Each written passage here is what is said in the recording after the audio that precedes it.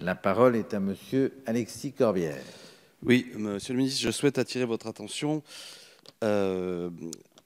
sur la situation qui est actuellement sur les personnes vivant à la rue. En Île-de-France, la préfecture envisage de créer 5 800 places supplémentaires. Ces moyens ne suffisent pas à répondre à l'urgence. Cet hiver encore, la plupart des personnes menacées par le froid et l'épuisement ne pourront bénéficier de l'aide du 115, dont les équipes sont déjà débordées. Les renforts, annoncés tant en termes de places que de postes d'écoutants, paraissent dérisoires au regard du nombre d'enfants, de femmes et d'hommes privés d'un toit.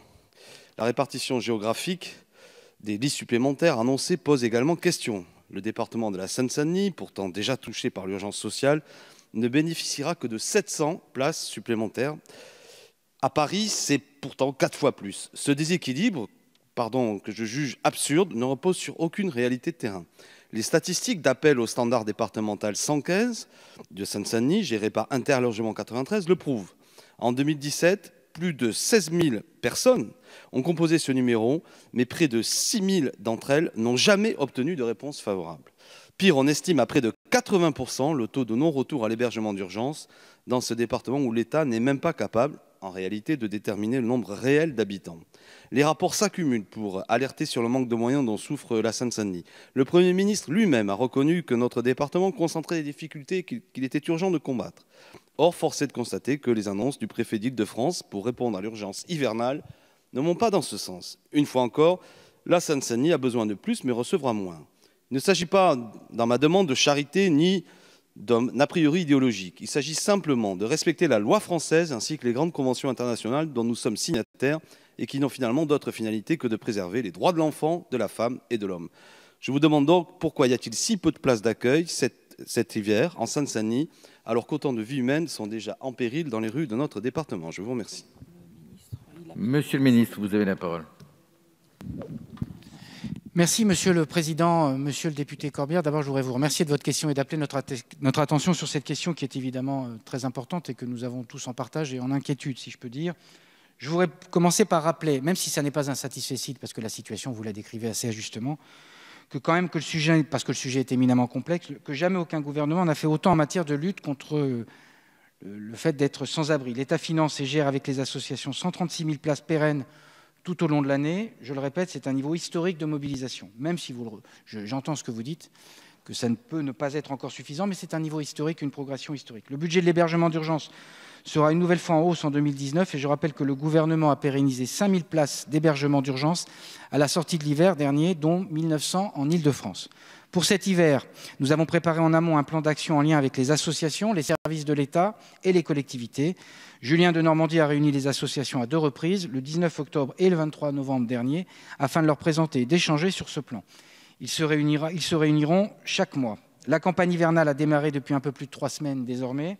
Le nombre de places mobilisables et mobilisées est d'ores et déjà supérieur de près de 8 000 à ce qui était le cas l'année dernière, dont près de la moitié sont en Île-de-France. S'agissant de la veille sociale dont fait partie ces services du 115, les crédits qui y sont consacrés ont progressé de plus de 40% entre 2016 et 2018. En 2019, plus de 139 millions d'euros y seront consacrés, soit une progression de 6% par rapport à 2018.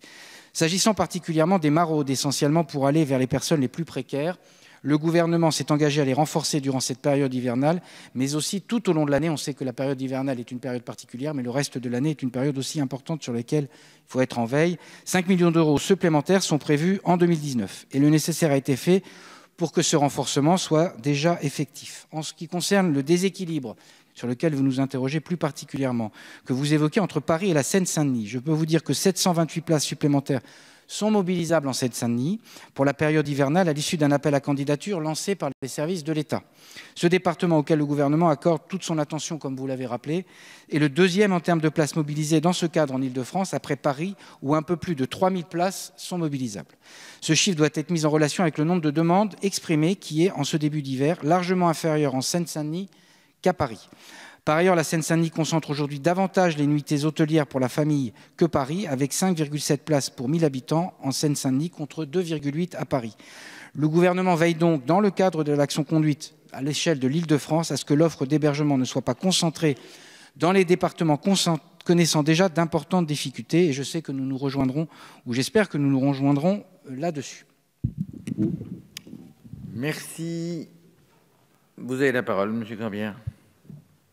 Merci, Monsieur le Président. Bon, Monsieur le Ministre, merci de votre réponse. Je sais, et les associations sur le terrain ont vu qu'il y a une légère augmentation du nombre de places disponibles, mais, et vous le reconnaissez, et chacun des gens, des acteurs sérieux le reconnaît, la demande, malgré tout, ne trouve pas satisfaction dans ce nombre de places. Et malgré tout, malgré les éléments que vous avez donnés, il y a une différence de moyens entre la ville de Paris et notre département qui ne satisfait pas les acteurs de terrain. Bref, nous convenons d'un accord qu'il y a matière là à urgence, à agir, à mettre cela comme une priorité, et les moyens, même s'ils sont en augmentation, qui sont mis sur le terrain, ne suffisent pas à aller attendre vers l'objectif que cet hiver ou dans les hivers qui viennent, il n'y ait plus ni hommes, ni femmes, ni enfants dans les rues de notre pays. C'est une triste réalité qui va encore être là, et beaucoup d'éléments nous montrent que c'est une réalité qui augmente. Donc nous continuerons à vous interpeller, et je vous remercie de votre réponse. Il y a là quelque chose qui nous touche tous, quelles que soient nos convictions. Nul ne peut tolérer qu'un de nos semblables se retrouve dans une situation terrible au risque de sa vie.